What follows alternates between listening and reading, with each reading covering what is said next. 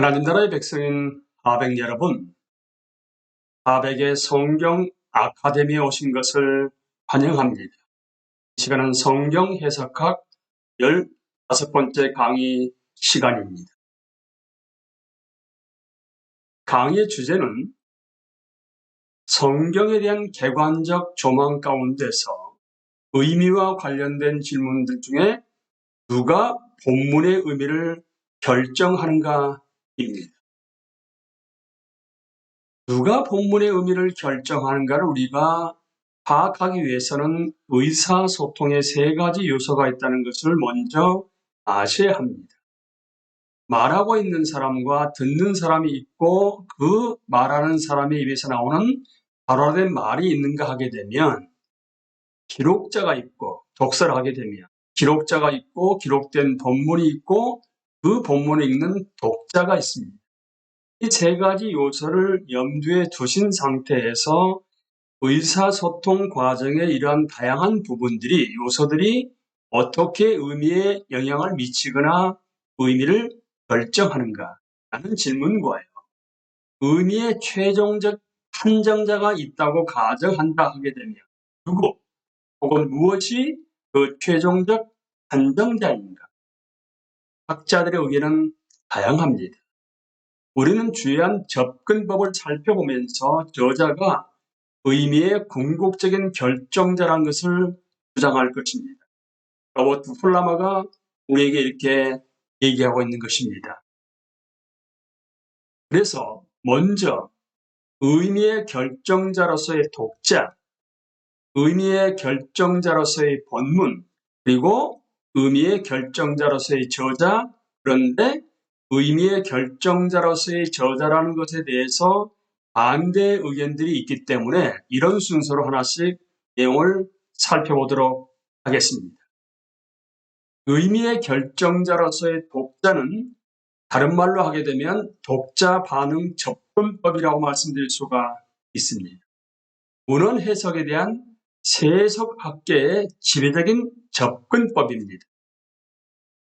이 접근법을 말씀드린다 하게 되면 이 책을 쓴 저자가 일어나서 이것이 내가 의미한 것이 아닙니다 라고 말할지라도 책을 읽는 독자는 그 저자에 대해서 이렇게 말하는 것입니다.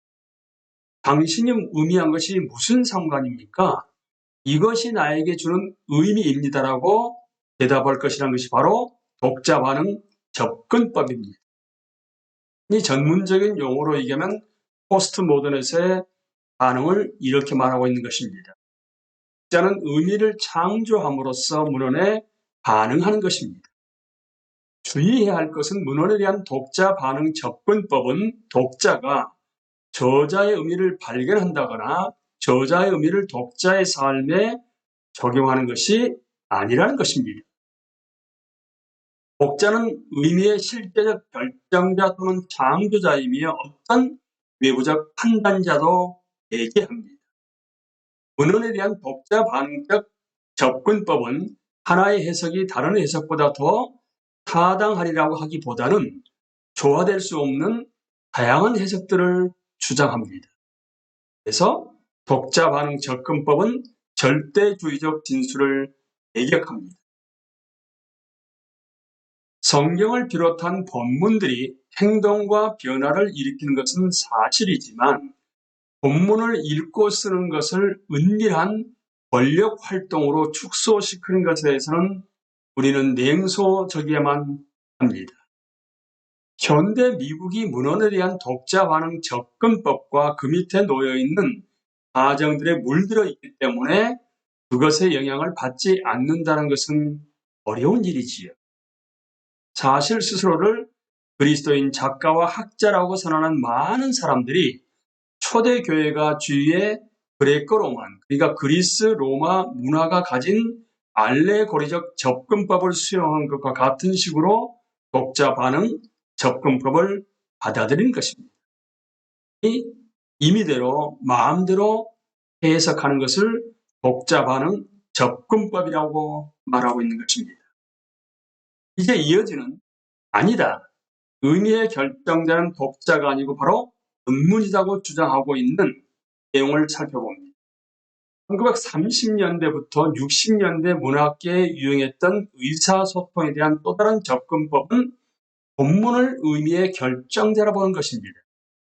독자 반응 접근법과 달리 본문 결정적 접근법은 의미의 객관적 판정자를 받아들입니다.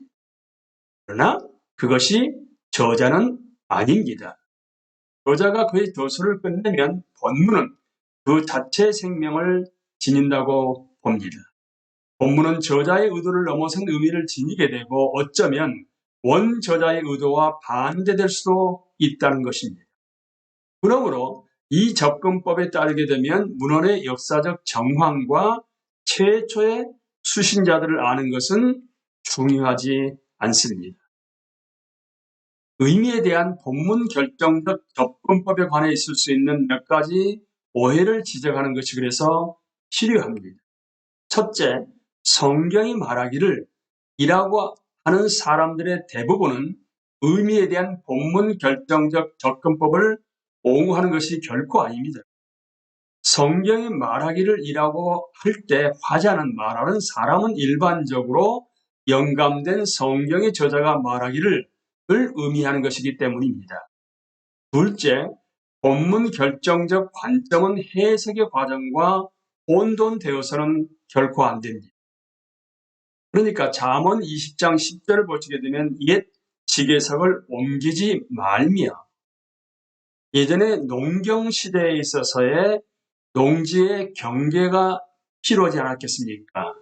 그래서 그 경계를 보여주기 위해서 지게석을 놔뒀는데 지게석을 옮기게 되면 이것은 잘못된 행동이지. 그러니까 영감된 저자는 지게석을 옮겨서 이웃의 재산을 훔치는 것을 금하고 있는 것입니다. 함축적으로 이웃을 속여 그의 재산을 빼앗는 다른 은밀한 방법도 금지된 것이지요. 비록 잠언의 옛 저자는 지금 우리가 살고 있는 시대의 컴퓨터를 알았을 리가 없지요. 그러니까 컴퓨터 스캐너를 통해서 토지를 측량했던 측량의 그 도면의 변조를 생각하고 있지는 않았겠지만 함축적으로 볼 때는 우리의 그러한 행동도 틀림없이 잘못된 것으로 금지된 것입니다. 그런 함축적 의미는 저자가 최초에 그의 작품을 쓸 때 의도했던 의미의 통로 내에서 이미 흐르고 있는 것입니다. 그것을 우리가 바로 함축적 의미라고 말하고 있는 것이지요. 본문이 의미를 결정한다는 것에 대한 주된 비평은 본문이 쟁물이라는 것입니다. 즉 종이 위에 잉크이며 돌 위에 긁어쓴 것이라는 점입니다. 한편 의미는 지적 생각의 건드물이지요. 본문은 의미를 전달할 수 있습니다. 그러나 본문이 의미를 구성할 수는 없지요.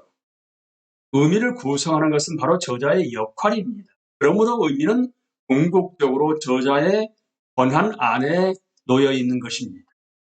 이제 마지막으로 의미의 결정자로서의 저자, 그러니까 의사소통의 마지막 이론은 본문의 저자가 본문의 의미의 궁극적 판정자라는 것입니다.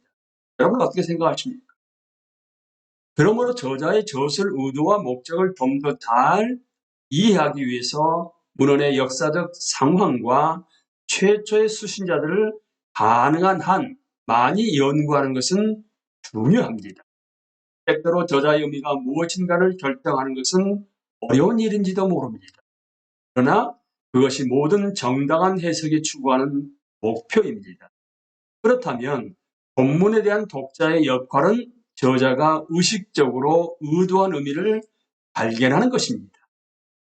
의미에 대한 저자 결정적 접근법을 옹호하는 핵심 논고 중 하나는 바로 이 방법이 모든 의사소통에 대한 상식적 접근법이라는 것입니다. 그러지 않겠습니까?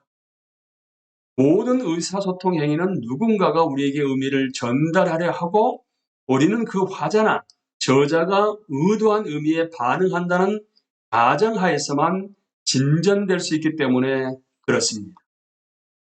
네, 여러분, 저자가 의미의 결정자라는 것에 대한 반대 의견들이 있습니다. 그 반대 의견과 함께 그런 의견에 대한 대응을 이제 말씀드립니다.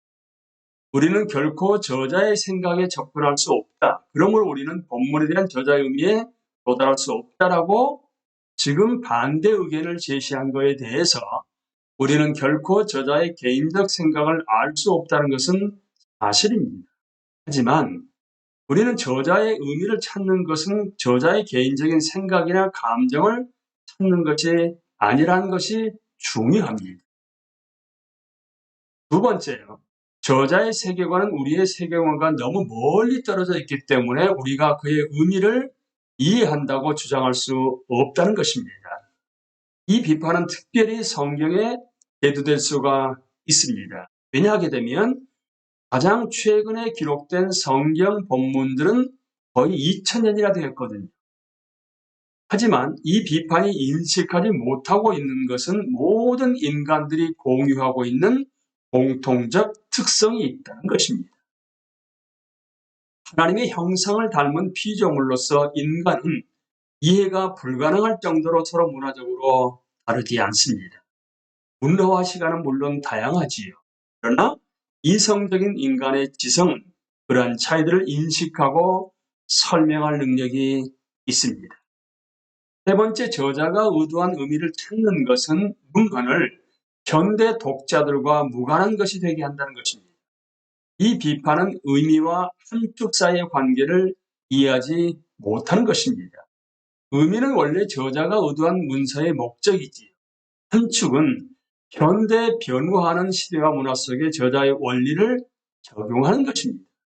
그러니까 저자의 의미를 분명하게 정의하는 것은 해석자의 한축이 안전하게 흐를 수 있는 통로를 만드는 것입니다. 네 번째요. 의미를 인간 저자의 의식적 의도에 제한하는 것은 성경의 신적 저작권을 부인하는 것이라는 반론이 있습니다. 이 비판에 대해 두 가지 답을 줄 수가 있는데요. 첫째, 성경의 대부분에서 의식적인 인간 저자의 의미와 하나님이 의도하신 의미는 구분될 수가 없습니다. 바울이 모든 일을 원망과 시비 없이 하라. 빌립보 2장 14절 말씀이라고 말했을 때 하나님의 의도와 인간 저자의 의도 사이의 차이를 상상할 수 없습니다.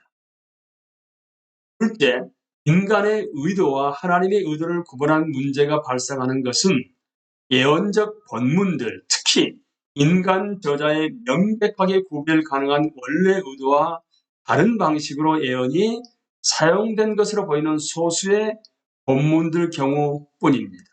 예를 들어 마태복음 2장 15절은 예수님이 출애굽과 관련하여 호세아 11장 1절을 인용하십니다.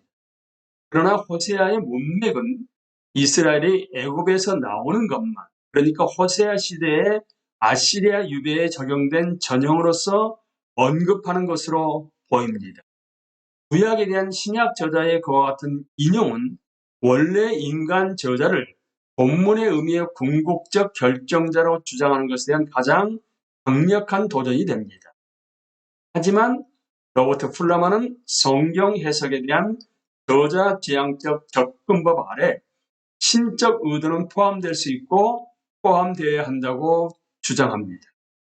성경의 인간 저자들은 메시아의 오심에서 절정에 이르게 될 구원 역사의 궤적 위에 자신들이 있다는 이해를 공유하고 있었습니다. 자신들의 시대를 이해하기 위해 이전의 신적 개입을 거론한, 예를 들면 애국 탈출에 대한 호세아의 암시, 구약 저자들은 자신들의 시대에 대한 절정적 대응물로서 후대의 저자들이 하나님의 미래적 개입을 제한하는 것을 암묵적으로 허용합니다. 성경의 저자들은 더 큰 하나님의 이야기의 한 부분이 되고 있는 것을 자각하고 있었고 자신들이 이미 말한 것 위에 세워지고 발전할 이후의 장들을 기대했습니다. 여기에 대해서 보다 상세한 내용은 추후에 예언서 해석에서의 모형론에서 구체적으로 함께 나누도록 하겠습니다. 여러분은 성경 저자가 누구라고 생각하십니까? 인간 저자를 통해서 하셨지만 궁극적으로는 삼위일체 하나님이십니다. 근데 혹시나 의미의 결정자로서 독자라고 잘못 생각하고 계시는 않으셨는지, 아니면 본문으로 분명히 성경 저자는, 궁극적인 저자는 그 하나님이 인간 저자를 통해서 말씀하시고 계십니다.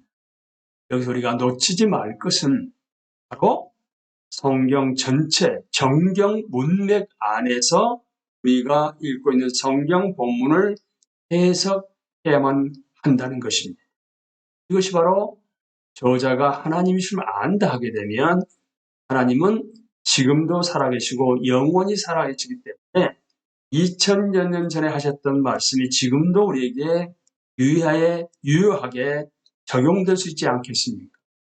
하나님 나라의 백성이요, 예수 그리스도의 제자요, 하나님의 자녀로서 하나님 말씀을 올바로 해석하고 그 저자가 원래 의도했던 바의 의미를 올바로 알고 우리 삶에 적용하게 됨으로 말미암아 하나님을 기쁘시게 할 수 있는 여러분과 제가 될 수 있게 되기를 예수 그리스도 이름으로 기도합니다.